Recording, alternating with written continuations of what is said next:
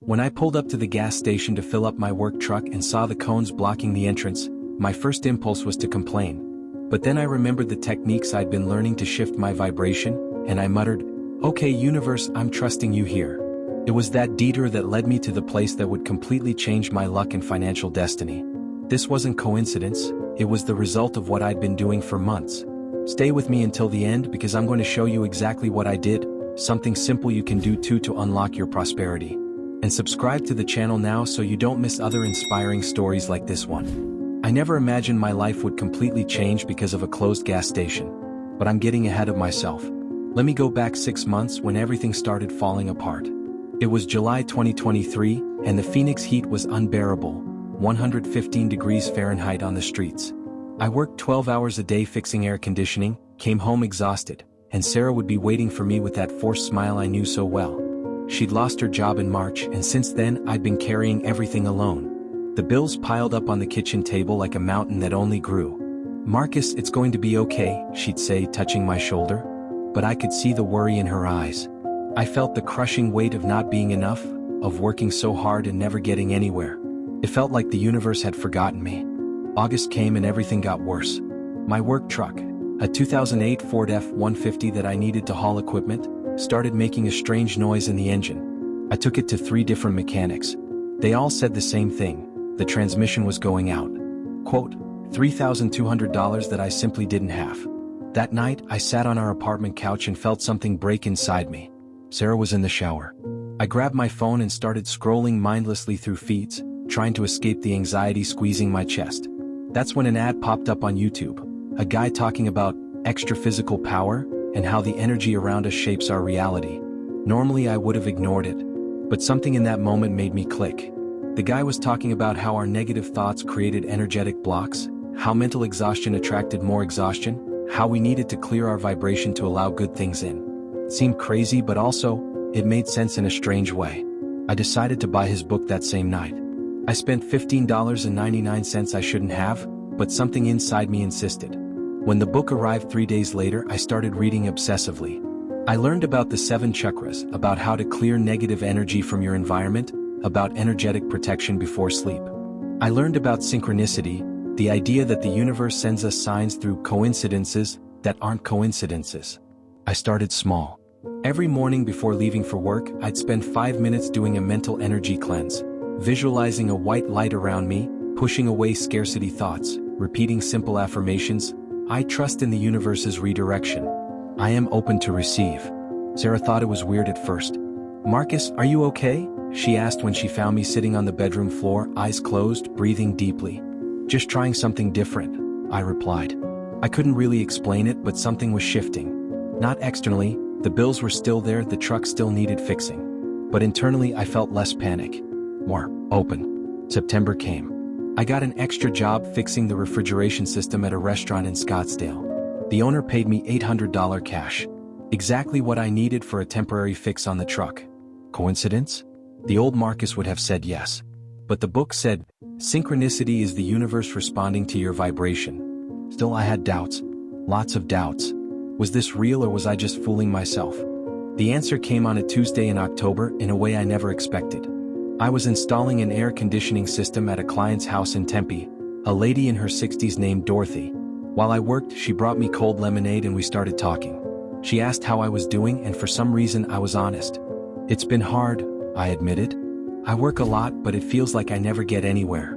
Dorothy looked at me with those kind eyes and said something that changed everything. "Have you ever noticed that sometimes when a door closes, it's not rejection, it's redirection?" My heart raced. Those were almost the exact words from the book.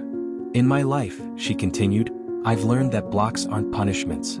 They're signs that there's a better path, but you have to trust and follow the signs, even when they don't make logical sense." When she said that, something clicked in my head. I'd read about this, about how the universe redirects us through apparent obstacles.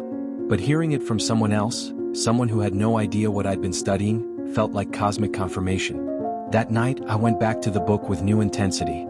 I read about the non-judgment technique, accepting what happens without resistance, trusting it's part of a bigger plan. I read about energetic protection before big decisions. I read about how to ask the universe for clear signs and stay alert.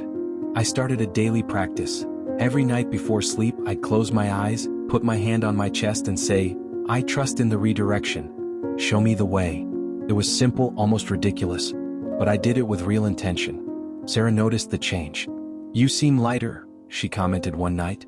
And it was true. I still didn't have money, but I had something I didn't have before. Confidence that something was moving behind the scenes. November brought the first real signs that something was different. On the 3rd, I got a call from an old client I hadn't seen in 2 years.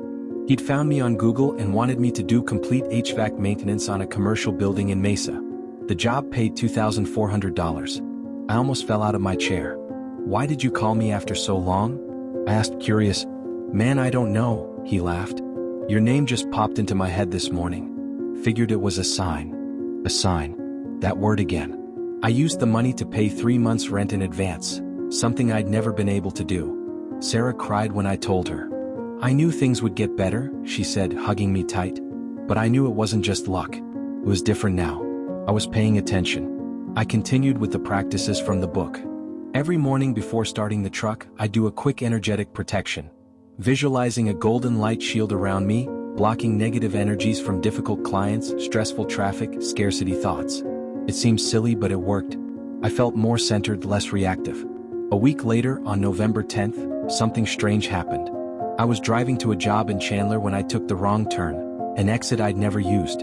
Normally I would have been irritated with myself, but this time I took a deep breath and thought, maybe it's redirection. 3 blocks later I saw a sign, HVAC technician wanted, $1,000 hiring bonus. It was a bigger company with benefits. I wrote down the number. Called that same day. They invited me for an interview the following week. Marcus, this is amazing. Sarah shouted when I told her. But part of me was still afraid to fully believe. What if it was all coincidence? What if I was seeing patterns where none existed? On November 18th I did the interview. It went well, but they said it would take 2 weeks to decide. I came home with that bittersweet feeling, hope mixed with fear of disappointing Sarah again. That night I practiced the letting go technique the book taught. I visualized the outcome I wanted, felt the gratitude as if it had already happened, and then let go. Surrendered it to the universe. If it's meant to be mine, it will come at the right time, I repeated 3 times before sleep. 2 days later, November 20th, my life would change forever. But not in the way I expected. It was a Monday. I'd finished a job in Gilbert at 6:30 p.m. and was heading home. The truck's tank was almost empty, the fuel light blinking annoyingly on the dashboard. I normally filled up at the Shell on 7th Street, near the apartment. It was always 2 blocks before home, easy and quick. But when I got there at 7:15 p.m., there were orange cones blocking the entrance and a sign, closed for emergency repairs, reopened tomorrow. I felt that familiar frustration rising. I was tired, hungry, just wanting to get home. The next gas station was on the other side of town. I took a deep breath. Dorothy's words echoed in my head. When a door closes, it's redirection. Okay, universe, I muttered. I'm trusting you here. I drove 5 more minutes and saw a 7-Eleven on Indian School Road, a place I'd never stopped at.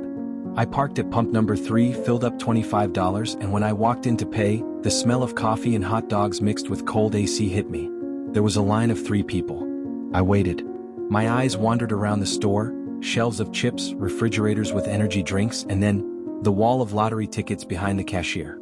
I never played the lottery. It seemed like a waste of money. But in that moment, I felt a strong impulse. Not a logical thought, but a physical sensation in my chest, like something was pushing me. The book called this extraphysical intuition, when your higher self guides you through bodily sensations. When it was my turn, I heard my own voice saying, "And a Powerball ticket too, please." The attendant, a young guy with a sun's cap, asked, "Quick pick or do you choose the numbers?" "Quick pick," I replied without thinking. He printed the ticket. I paid $2 extra, took the thin rectangle of paper and put it in my shirt pocket without even looking at the numbers. It seemed insignificant. Just another lottery ticket that would never win anything. I drove home. Sarah had made tacos, my favorite. We ate dinner watching an episode of The Office. I laughed, relaxed, and completely forgot about the ticket in my pocket. On Wednesday morning, November 22nd, 2 days before Thanksgiving, I was having coffee when Sarah turned on the TV to watch the local news. Breaking news, the anchor announced in that excited tone. A winning Powerball ticket worth $200,000 was sold in Phoenix Monday night. The winner hasn't come forward yet. My heart stopped. The screen showed the location, 711 Indian School Road. My hand shook, spilling coffee on the table. "Marcus? Are you okay?" Sarah asked, seeing my frozen expression. I couldn't speak. I ran to the bedroom, grabbed the jeans I'd worn on Monday, the same ones lying on the chair, and shoved my hand into the shirt pocket on top. My fingers touched the thin paper. I came back to the living room, the ticket shaking in my hand. Sarah looked at me confused. The TV still showed the winning numbers on screen. 7, 14, 23, 38, 47, Powerball 15. I looked at my ticket. Each number. One by one. Powerball 15. The world stopped. "Sarah." My voice came out as a hoarse whisper. "Sarah, I think I won." She took the ticket from my hand, looked at the TV, looked back at the paper. Her eyes widened. Marcus. Oh my God." She screamed so loud our neighbor banged on the wall. We both stood there, frozen in the middle of the living room, hugging, trembling. I felt hot tears running down my face, tears I'd been holding back for months, maybe years. But then came the fear. The book had an entire chapter on energetic protection after big manifestations. It said that when something big happens, you attract not only positive energy but also envy, jealousy, vampiric energy from people who want to take what's yours. "Sarah, we can't tell anyone yet," I said with an urgency that scared her. "No one. Not your mom, not my brother. No one." "Why?" "Trust me. Just trust me." I hid the ticket inside a book, ironically inside the very one I'd been reading, and put it in the small safe we had in the closet. For 3 days I lived in a surreal state. I kept working normally, kept acting like nothing had happened. But at night, alone, I did intense energetic protections, visualized an impenetrable shield around the ticket, around me and Sarah. On Friday, Thanksgiving Day, I found a lawyer who specialized in lottery winnings.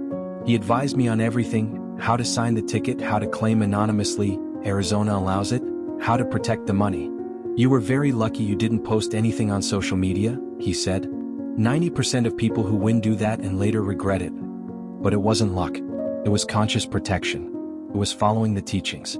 On November 27th, 3 weeks before Christmas, I signed the ticket with trembling hands. I went to the Arizona lottery office in Phoenix.